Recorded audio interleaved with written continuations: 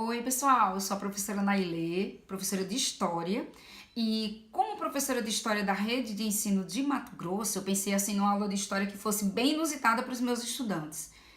Então, eu pensei num lugar assim que as pessoas não costumam muito ir, mas que tem muito de história para contar.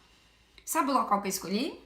Eu escolhi o cemitério. Pense no lugar que tem história. E principalmente quando se trata do cemitério mais antigo da cidade. Eu sou professora da Rede Estadual de Ensino, aqui em Cuiabá, e eu escolhi o Cemitério da Piedade para ter aula de história com os meus estudantes. Então, eu fiz a atividade com os meus estudantes, a história que brota dos túmulos, conhecendo Cuiabá a partir de cemitérios, visitando o cemitério Nossa Senhora da Piedade. Faz muito parte da nossa história. Lá no Cemitério da Piedade, pessoas que são ilustres da história de Cuiabá estão enterradas por lá.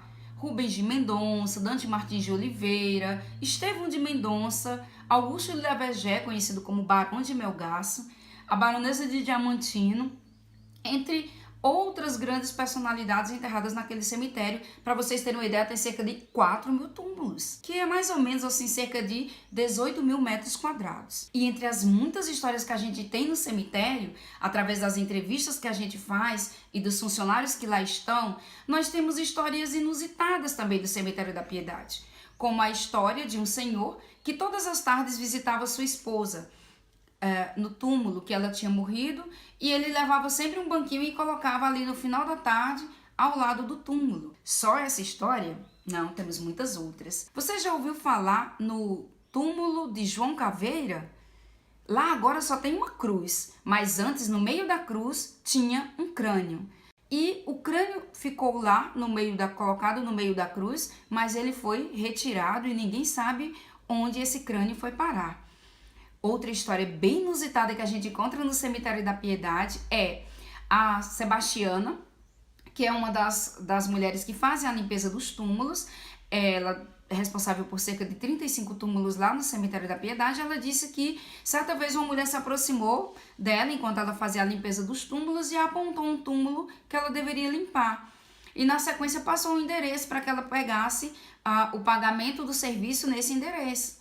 Qual não foi a surpresa da dona Sebastiana, ela disse que foi até o endereço colocado no papel pela senhora, e quando ela chegou lá, a casa sempre fechada, ela ficou por ali e perguntou para alguém que passava sobre as pessoas que moravam naquela casa, e ela disse que morava um casal com as filhas, só que a mulher tinha morrido e a família tinha se mudado do local, Então, Dona Sebastiana ficou bastante assustada. Por quê? Porque ela começou a concluir que, na verdade, aquela mulher já tinha morrido. Mas tem mais histórias. Vocês já ouviram falar na história do homem com cabeça de caveira? Um dos funcionários do cemitério, depois de 18 anos que a última pessoa tinha sido enterrada no túmulo, precisou novamente fazer um enterro de alguém da família naquele túmulo. Qual não foi a surpresa do funcionário quando eles abriram o caixão? Lá estava a cabeça de caveira, pasmem, e o corpo intacto. Tinha até cabelo no peito. O caixão estava com água, a cabeça de caveira e o corpo como se não tivesse passado os 18 anos. Pasmem. Então, assim, se a gente olhar para essas histórias, a gente vai ver que o cemitério é muito além de dor, de sofrimento, mas é também um lugar de histórias, é um lugar que tem muito a dizer sobre a cidade onde ele está localizado, principalmente quando a gente fala de cemitérios antigos, como o Cemitério da Piedade. E aí, você gostou dessa história? Espero que sim. Visitem os cemitérios antigos da cidade, visitem o cemitério do Porto, da Piedade, com essa visão de que esse cemitério traz histórias, de que esse cemitério tem muito a contar para você. É isso. Obrigada pela atenção de vocês.